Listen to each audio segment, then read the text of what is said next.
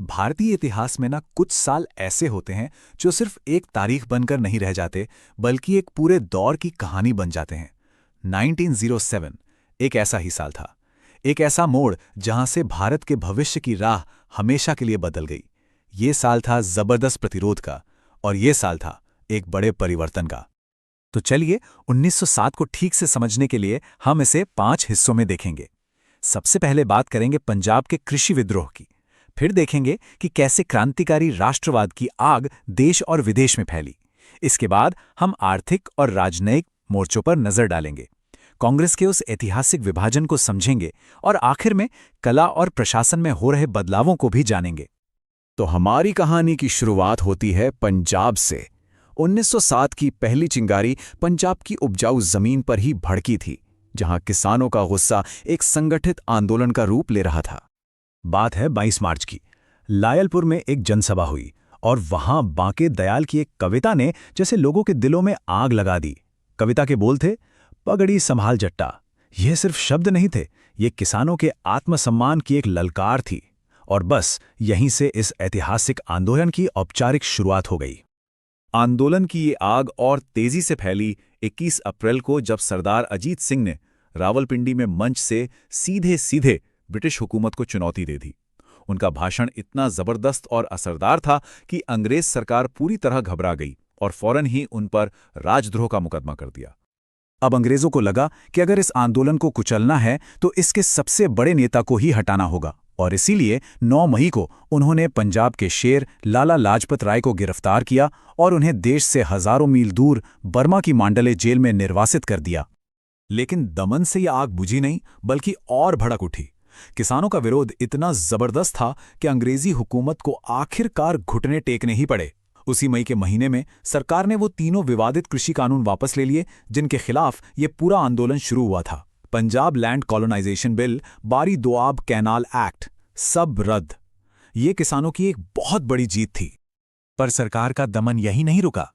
2 जून को उन्होंने आंदोलन की दूसरी बड़ी आवाज सरदार अजीत सिंह को भी गिरफ्तार कर लिया और उन्हें भी लाला लाजपत राय के पास मांडले जेल भेज दिया।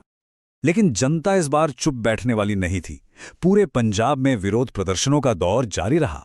आखिरकार लोगों की इस एकजुटता के सामने सरकार को एक बार फिर झुकना पड़ा और 11 नवंबर को दोनों बड़े नेताओं को रिहा कर दिया गया। ये इस बात का सबूत था कि जब जनता एक हो जाए तो हुकूमत को भी झुकना ही पड़ता है। अच्छा, पंजाब में जो ये चिंगारी उठी थी ना, वो अब सिर्फ पंजाब तक सीमित नहीं रही। ये आग बनकर पूरे भारत में और यहाँ तक कि भारत के बाहर भी फैल रही थी। अब हम बात करेंगे क्रांतिकारी राष्ट्रवाद की, जिसने प्रतिरोध को एक नया और कहीं ज्यादा आक्रामक रूप दिया। 22 अगस्त एक ऐसी तारीख जब भारत की आज़ादी की गूंज पहली बार किसी अंतर्राष्ट्रीय मंच पर सुनाई दी। जर्मनी के स्टुटगार्ट शहर में इंटरनेशनल सोशलिस्ट कांग्रेस चल रही थी और वहां मैडम भीकाजी कामा ने दुनिया भर के नेताओं के सामने भारत का पहला राष्ट्रीय ध्वज फहरा दिया। ये एक ऐलान था कि भारत की आज़ादी की लड़ाई अब दुनिया देख रही है। और इधर भारत के अंदर तो माहौल और भी गर्म हो रहा था। 6 दिसंबर को बंगाल में क्रांतिकारियों ने एक ऐसा कदम उठाया जिसने ब्रिटिश हुकूमत की नींव हिला दी। उन्होंने बंगाल के सबसे बड़े अंग्रेज अफसर lieutenant governor sir Andrew Fraser की ट्रेन को ही बम से उड़ाने की कोशिश की। गवर्नर तो किसी तरह बच गया, लेकिन इस धमाके की गूंज बहुत दूर तक गई। और फिर उसी दिसंबर के महीने में क्रांतिकारियों ने एक और निशाना साधा। ढाका के पूर्व जिला मजिस्ट्रेट BC एलन को गोलपाड़ा रेलवे स्टेशन पर गोली मार दी गई। संदेश एकदम साफ था, अब ब्रिटिश राज का कोई भी अधिकारी सुरक्षित महसूस नहीं कर सकता। अब देखिए, 1907 में सिर्फ सड़कों पर ही हलचल नहीं थी।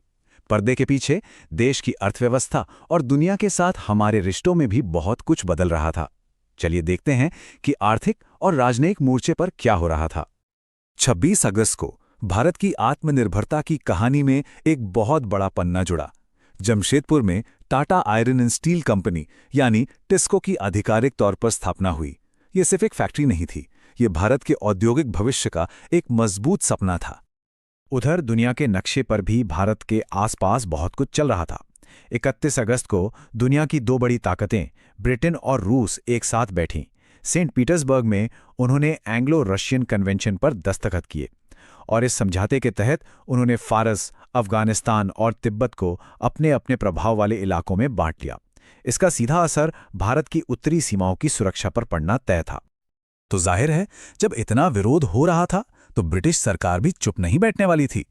लोगों की आवाज दबाने के लिए उन्होंने एक नया कानून निकाला। 1 नवंबर को राजद्रोही सभा अधिनियम यानी prevention of seditious meetings act पास किया गया। इसका मकसद साफ था, किसी भी तरह की राजनीतिक सभाओं पर रोक लगाना, ताकि लोग एकजुट ही ना हो सकें। और अब हम आते हैं 1907 की सबसे बड़ी और शायद सबसे दुर्भाग्यपूर्ण घटना पर। ये कहानी है उस महान राजनीतिक विभाजन की जब आज़ादी के लिए लड़ने वाली भारतीय राष्ट्रीय कांग्रेस खुद 2 टुकड़ों में बंट गई। 26 दिसंबर, सूरत में ताप्ती नदी का किनारा और कांग्रेस का अधिवेशन। लेकिन यहां विचारों का टकराव इतना बढ़ा कि पार्टी जो आज़ादी के लिए लड़ रही थी वो खुद ही 2 हिस्सों में टूट गई। एक तरफ थे नरम दल के नेता जो शांतिपूर्ण और संवैधानिक तरीकों में विश्वास रखते थे, और दूसरी तरफ थे गरम दल के नेता जिनका मानना था कि आज़ादी याचिकाओं से नहीं मिलेगी, उसे छीनना पड़ेगा। इस ऐतिहासिक फूट के समय अधिवेशन के अध्यक्ष थे रास बिहारी घोष। अच्छा, इस सारी राजनीतिक उथल-पुथल के बीच 1907 में कला और प्रशासन के क्षेत्र में भी कुछ जरूरी काम हो रहे थे। चलिए अपने आखिरी हिस्से में इन पर भी एक नजर डाल लेते हैं। तो इस साल 2 और बड़े काम हुए। एक तरफ प्रशासन में सुधार के लिए CEH हॉबहाउस की अध्यक्षता में रॉयल कमीशन ऑन डिसेंट्रलाइजेशन बनाया गया। इसका काम यह देखना था कि सत्ता को निचले स्तर तक कैसे पहुंचाया जा सकता है। वहीं दूसरी तरफ कला के मैदान में एक नई क्रांति हो रही थी। अवनींद्रनाथ टैगोर और गगनेंद्रनाथ टैगोर ने मिलकर कलकत्ता में Indian society of oriental art की स्थापना की।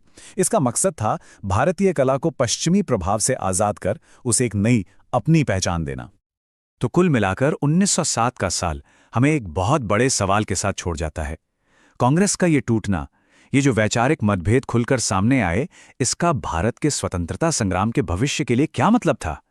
क्या इसने हमारी आज़ादी की लड़ाई को कमज़ोर किया, या फिर इसने एक नए और ज़्यादा मजबूत संघर्ष के लिए ज़मीन तैयार की? इससे आगे के इतिहास को हम स्टडी फॉर कास्ट के वीडियो के अगले भाग में और भी रोचक तरीके से पढ़ेंगे।